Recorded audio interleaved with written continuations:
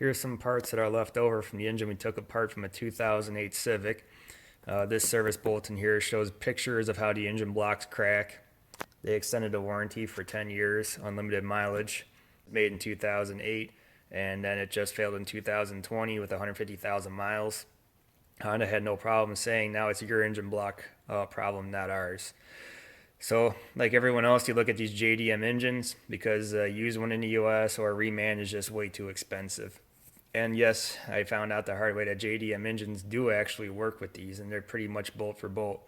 The only thing you have to do is make sure the pressure sensor for the VTEC spool valve, you swap that over to the JDM engine, and the housing that holds the thermostat and the EGR solenoid, that has to get taken off the American engine and put onto the JDM one, and then everything else bolts right up and it works just fine. So the JDM engines, make sure when you get one, you look inside the oil fill cap to make sure it's not sludged up. It was taken care of throughout its life for oil changes. Outside of that, everything works.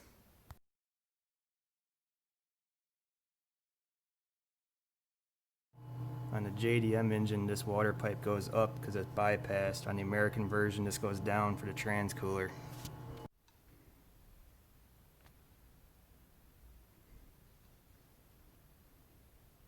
This is the JDM one with that pipe sticking upward at the bottom there. That sensor on the spool valve here has to be swapped over to the JDM engine too.